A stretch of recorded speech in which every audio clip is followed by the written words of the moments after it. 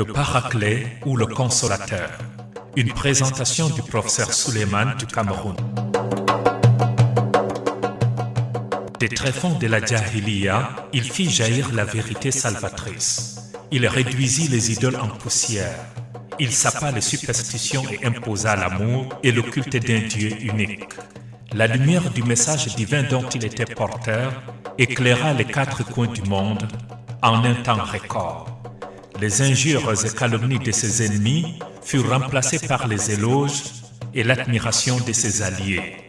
Il libéra des esclaves, encouragea à bien traiter l'orphelin, à aimer et à nourrir le pauvre. Il comprit l'ignorant et magnifia le savant. Il monta au ciel pour rencontrer son Seigneur et recevoir des cadeaux de lui.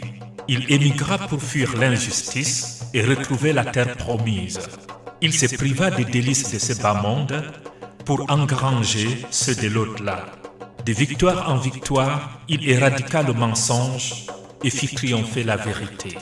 Il fut un élu, mais vivait comme un pauvre. Chacune de ses paroles fut consignée, ses actes copiés et son silence interprété.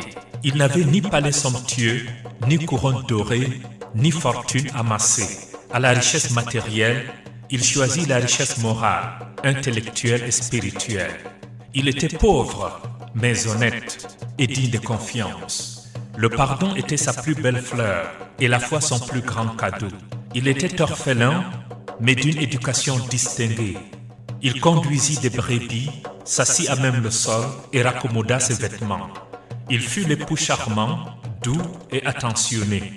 Il réussit tant dans la vie spirituelle que temporelle. Il exerça la plus grande influence sur la race humaine.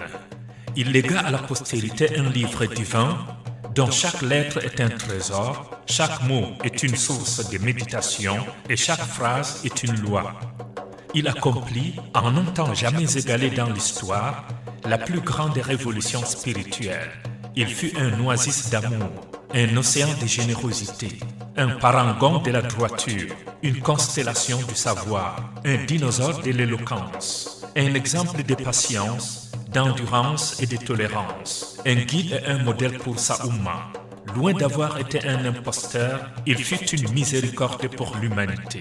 Il s'appelait Muhammad sallallahu alayhi wa sallam, fils d'Abdallah et d'Amina.